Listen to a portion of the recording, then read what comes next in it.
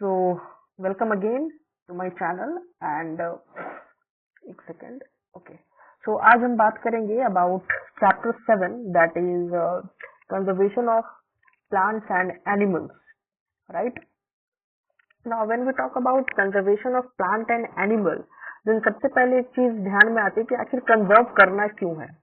किसी भी नेशन के लिए या इस वर्ल्ड के लिए जो सबसे बड़ा और इम्पोर्टेंट चीज है वो है resource and the main resource are the living beings who are living in a particular nation और दिस वर्ल्ड।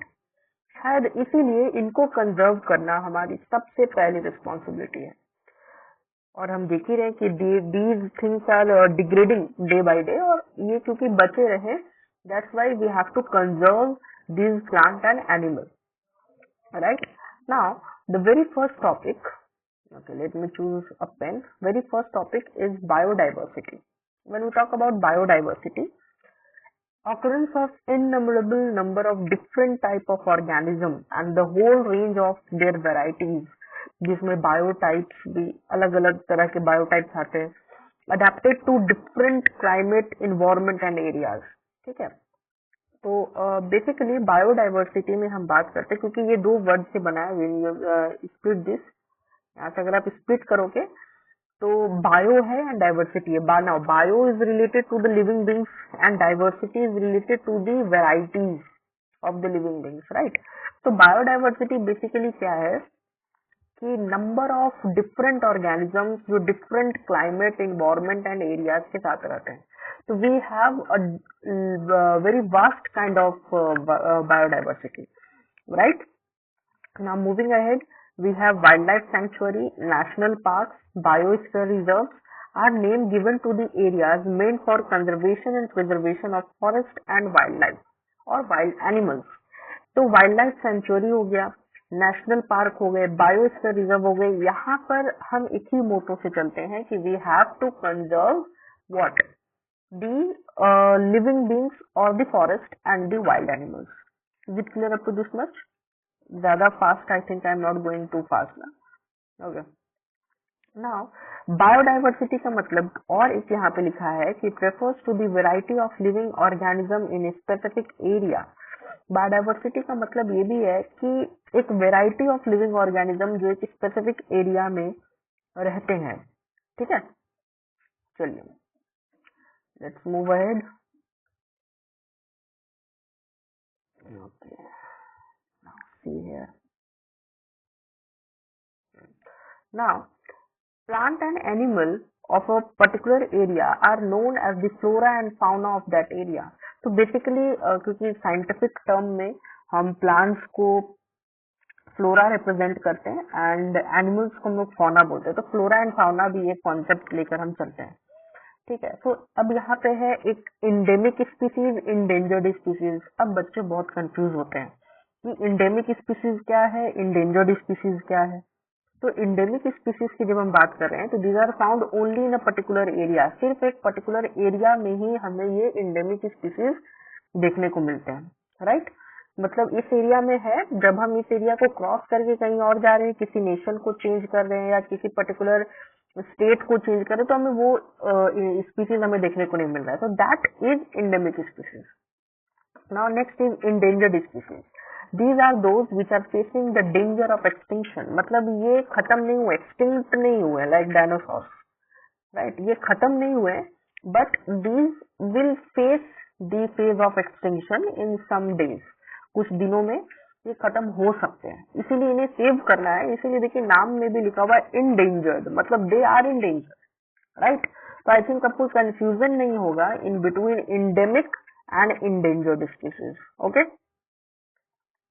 अब कौन कौन से इंडेंजर्ड स्पीसीज हैं, कहीं पे तो लिस्ट रखना होगा ना। तो we have the red data book that contains record of endangered species. हमारे पास रेड डेटा बुक होता है जहां पर हम इंडेंजर्ड स्पीसीज का रिकॉर्ड को कंटेन करते हैं। नाउ माइग्रेशन की जब हम बात करें तो migration is the phenomenon of movement of species from its own habitat to some other habitat for a particular time period every year for a specific purpose like breeding etc.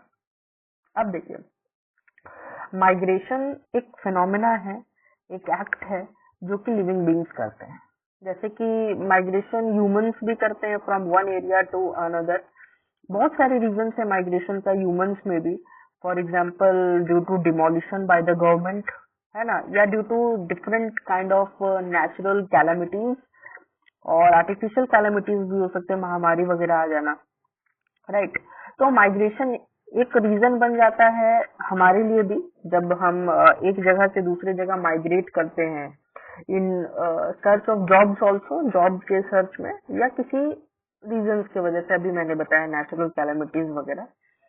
लेकिन animals में भी ये होता है, animals में भी migration होता है, जहाँ पर स्पीशीज जो है वो अपना खुद का हैबिटेट, ना habitat is the place where that animal live, वो छोड़कर वो दूसरे हैबिटेट में जाते हैं किसी स्पेसिफिक टाइम पीरियड के लिए, not for the whole year, not for until they die, वो सिर्फ एक स्पेसिफिक टाइम पीरियड के लिए वो जाते हैं, और फिर जब वो टाइम पीरियड का जो पर्पज है वो खत्म हो गया तो फिर वो आ जाते हैं, ठीक है।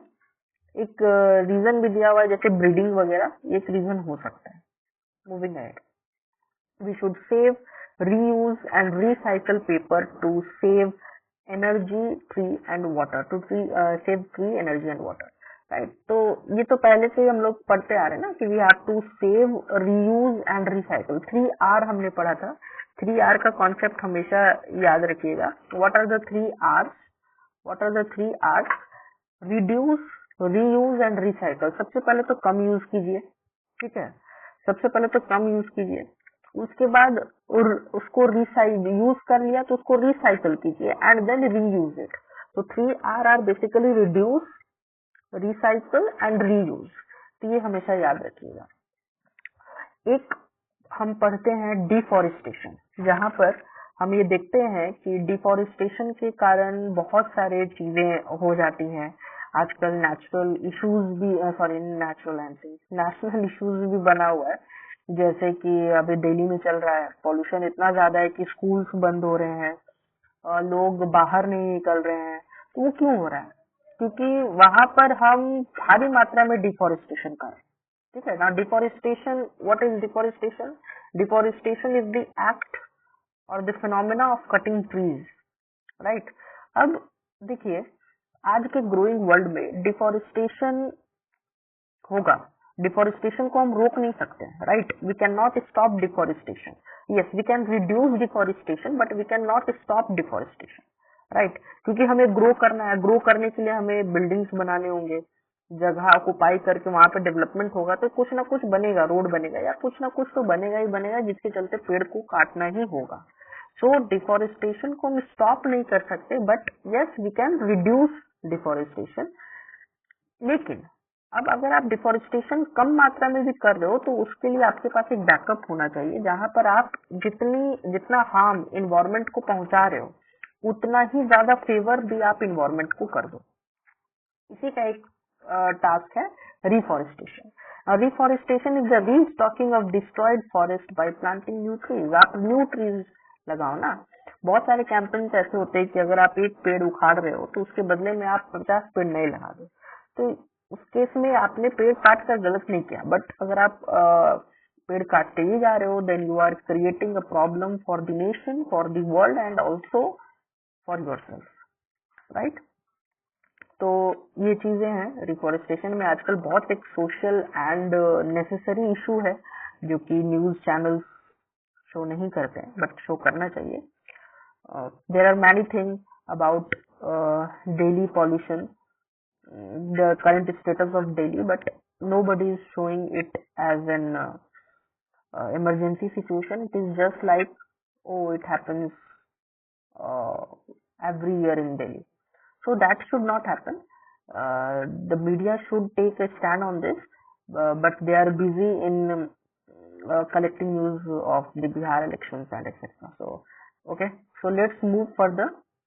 We have flora, different types of plants belonging to an area, example silver fern, sal, teak and mango। तो फ्लोरा बेसिकली पहले ही बताया था, फ्लोरा एंड फाउना। फ्लोरा आपके प्लांट्स को बिलोंग करेगा, किसी एरिया में जो प्लांट्स रह रहा है तो उस एरिया को हम बोलेंगे flora. And the fauna are the animals और animals found in an area, example dog, frog, and insect, bull, jackal, these are the animals जिसको हम लोग फ्लोरा बोलते हैं। Okay, so moving ahead,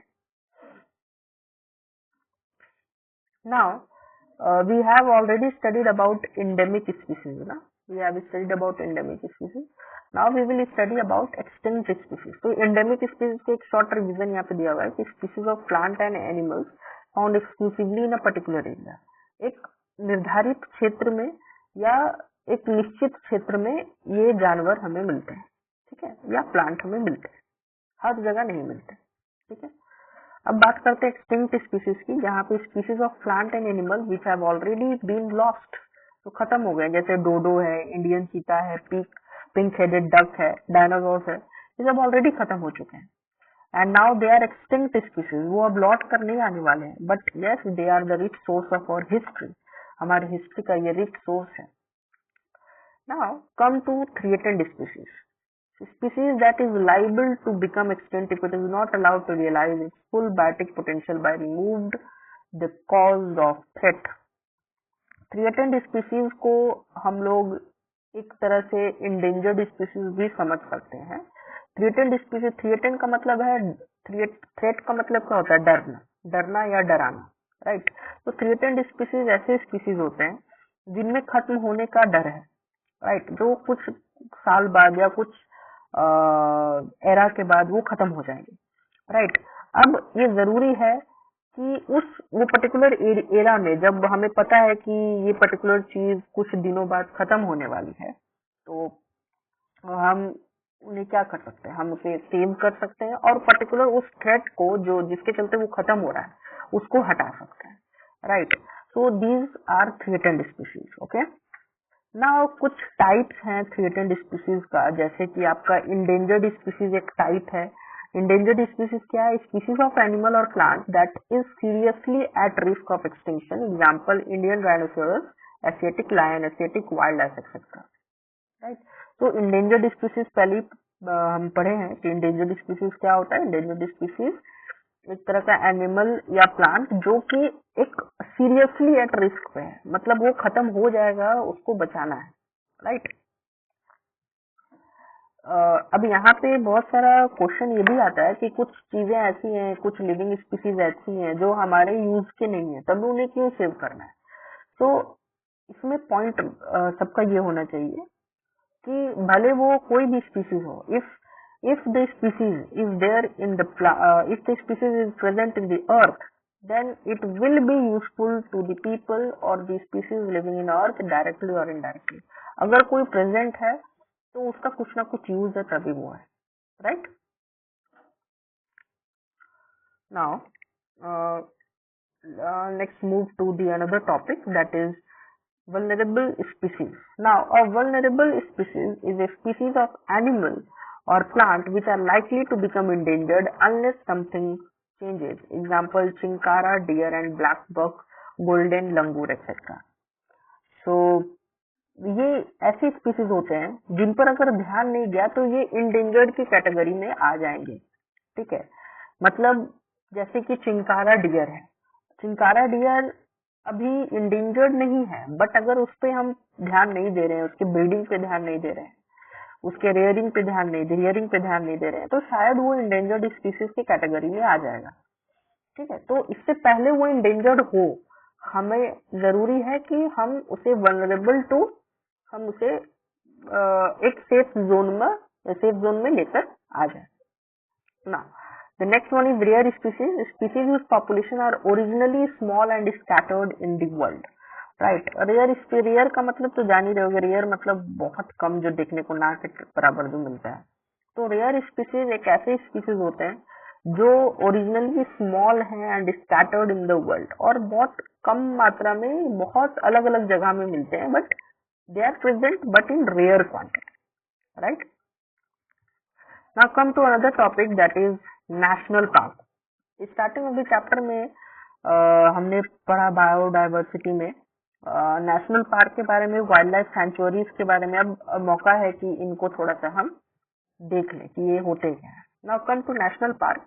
These are protective areas reserved exclusively for the betterment of the wildlife. These are established at the approval of legislature. Example, Hazaribagh National Park in Jharkhand, D होगा, Desert National Park in Rajasthan. तो ये national parks जो हैं ये protective areas हैं जो कि exclusively बनाए गए हैं for the betterment of the wild life, for the betterment of the wild life, and these are established at the approval of legislature only. ठीक है. अब यहाँ पर जैसे झारखंड में हमारा है हजारीबाग में, हजारीबाग नेशनल पार्क है, एंड राजस्थान में है डेजर्ट नेशनल पार्क. तो ये चीजें आपको पता होना चाहिए. Next is sanctuaries.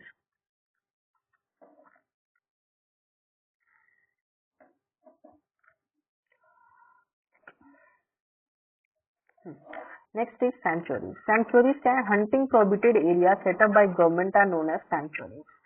अब सैंक्चुअरीज जो है ये हंटिंग प्रोहिबिटेड एरिया है, मतलब यहाँ पर आप एनिमल्स का हंट नहीं कर सकते.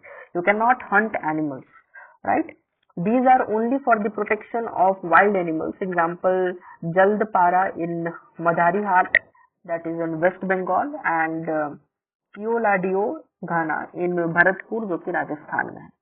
तो अब बेसिकली क्या डिफरेंस हुआ between national park and sanctuaries? National parks में आप देखोगे, नेशनल पार्क में बेटरमेंट ऑफ वाइल्ड लाइफ के लिए हम इसे सिचुएट कर रहे हैं. मतलब इसमें ऐसा नहीं कि हंटिंग प्रोहिबिटेड है, but yes hunting is prohibited, hunting is illegal, poaching is illegal.